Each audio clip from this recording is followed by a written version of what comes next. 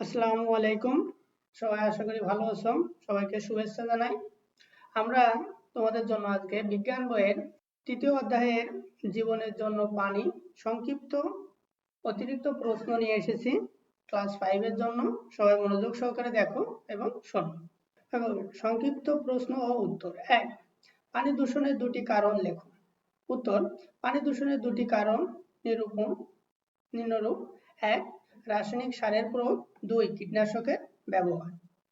2 নম্বর দেখো, পরিবেশ পানি দূষণের দুটি প্রভাব লেখো। উত্তর হবে, পরিবেশ পানি দূষণের দুটি প্রভাব হলো: 1, দূষিত পানি ব্যবহারের ফলে মানুষ পানিবাহিত বিভিন্ন রোগে আক্রান্ত হয়। 2, পানি দূষণের ফলে জলজ প্রাণী ক্ষতিগ্রস্ত হয়। 3 নম্বর দেখো, পানি শোধনের দুটি উপায় লেখো। উত্তর হবে, পানি শোধনের দুটি উপায় হলো শাখন, 2, ফোটানো। 4 নম্বর প্রশ্ন দেখো, পানির দুইটি উৎসের নাম লেখো। উত্তর হবে, পানি উৎস হলো বৃষ্টি, 2, নদী নালা। 5 নম্বর দেখো, পানি বিশুদ্ধকরণের দুটি রাসায়নিক পদার্থের নাম লেখো।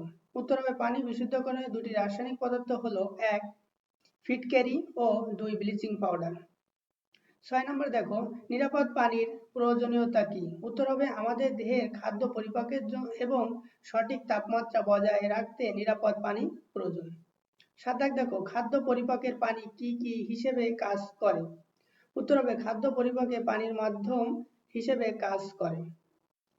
8 দেখো, আর্সেনিকযুক্ত পানি দীর্ঘদিন যাবৎ পান করলে কোন ধরনের সমস্যা দেখা দিতে পারে? উত্তর হবে, আর্সেনিকযুক্ত পানি দীর্ঘদিন পান করলে হাতে পায়ে এক ধরনের ক্ষয় বা ঘা তৈরি হয়। 9 দেখো, দুটি পানিবাহিত রোগের নাম লেখো। উত্তর হবে, দুটি পানিবাহিত রোগ হলো 1, কলেরা, 2, টাইফয়েড। 10 দেখো, প্রাকৃতিক কারণে পানি দূষণের কি বলে? উত্তর হবে, প্রাকৃতিক কারণে পানি দূষণে আর্সেনিক দূষণ বলে।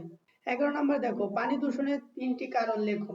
উত্তর হলো, পানি দূষণের 3টি কারণ হলো কৃষিকাজে ব্যবহৃত কীটনাশক, 2, কলকারখানা রাসায়নিক দ্রব্য, 3, গৃহস্থলী বর্জ্য।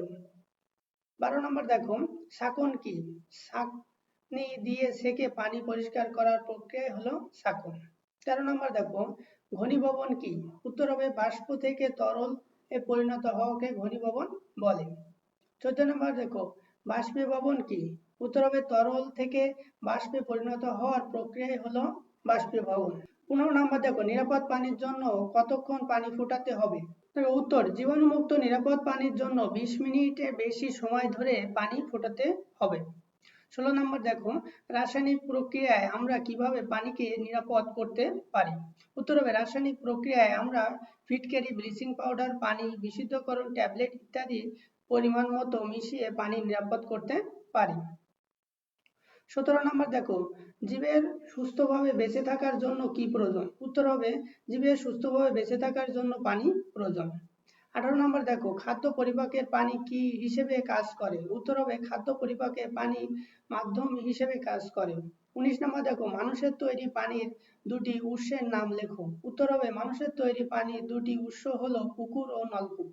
20 নম্বর দেখো, নিরাপদ পানি কি? উত্তর হবে, মানুষের জন্য ক্ষতিকর নয় এমন পানি নিরাপদ পানি। 21 নম্বর দেখো, পুকুর বা নদীর পানি পানের জন্য পুরোপুরি নিরাপদ হয়? উত্তর হবে, ফুটানোর পর সেকে নিলে। পানিতে মিশে থাকা বালি, কাদা ইত্যাদি সরানোর প্রক্রিয়াকে কি বলে? উত্তর হবে, থিতানো। আশা করি সংক্ষিপ্ত প্রশ্ন সবাই মনোযোগ সহকারে দেখেছো 3 অধ্যায়ের বিজ্ঞান বইয়ের। আশা করি সবাই আমাদের চ্যানেলটি সাবস্ক্রাইব করবে, আমাদের পাশে থাকবে। সবাই ভালো থাকো, সুস্থ থাকো। আল্লাহ হাফেজ।